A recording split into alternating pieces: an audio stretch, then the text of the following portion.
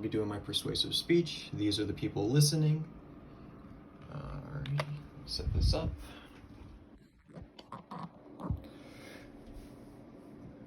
Hi, my name is Adam Zabik, and today I'm going to try to explain to you why you should aim for 8 hours of sleep or 7 to 9, and why oversleeping and undersleeping can negatively affect your mental and physical health. Everyone struggles with sleep. It's very hard to maintain a set sleep schedule every day with everything that goes on. Some days are way more stressful than others. Some days you can, sit back, relax, and sleep longer than you usually would. I'm going to try and explain with some of the side effects of sleep deprivation and oversleeping, as well as using some surveys and data to help inform you on why 7 to 9 and or 8 hours of sleep is the perfect number. Oversleeping, otherwise known as hypersomnia, is known as getting more than 9 hours of sleep per day. Some of the side effects of hypersomnia is anxiety, low energy, memory problems, and drowsiness.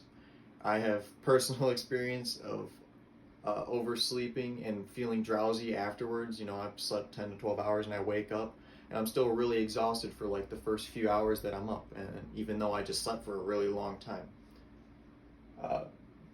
Some of the effects of hypersomnia can be, falling asleep at work, or, trying to remember something very specific that someone's asking you, like engaging in conversation can be slow, stuff like that.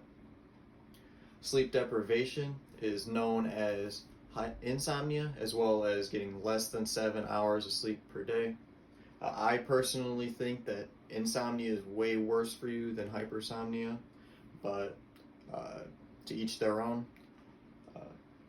Sleepfoundation.org quoted, "The primary signs and symptoms of sleep deprivation include excessive daytime sleepiness and daytime impairment, such as reduced concentration, slower thinking, and mood changes, as well as lack of energy, risky decision making, and stress, anxiety, and you become irritable."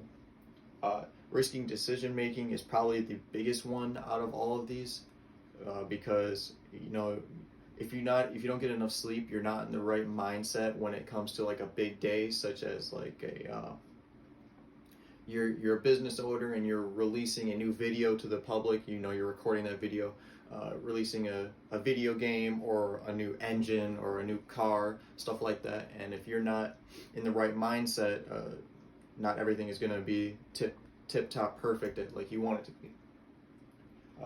I know some people, as well as myself, that become very irritable when you do not get enough sleep. You wake up very angry, and it takes an hour or so to calm down, relax. You're fully awake.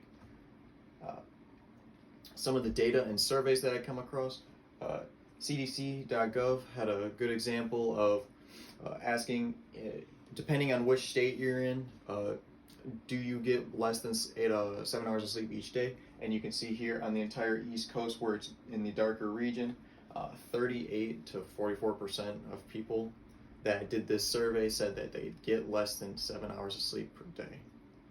Sleep Foundation in the top right shows a chart based on your age, what the recommended hours of sleep per day is, and in the 18 plus range, it is 7 to 9 hours. Now, Business Wire not only showed a great example, but explains, kind of have some reasoning behind it. They asked, did the election affect your sleep that night? 44% said yes, it did impact their sleep that night, and 96% of the 44% said it impacted it negatively. Now, what this is basically saying is, big things in your life, whether it really involves you or not, can definitely impact your sleep. For example, like a wedding day, or like I said before, a business owner trying to release a new product to the public, or you have a big presentation the next day. You didn't get enough homework done. Anything, it can definitely affect your sleep negatively. As well as AASM provides another great example on why some people are getting sleep deprived each day. 88% is from binge watching TV.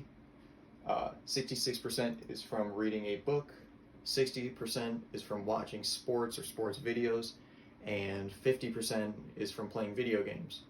Now, I said in my informative speech that yes, addiction is unfortunately a big problem when it comes to gaming.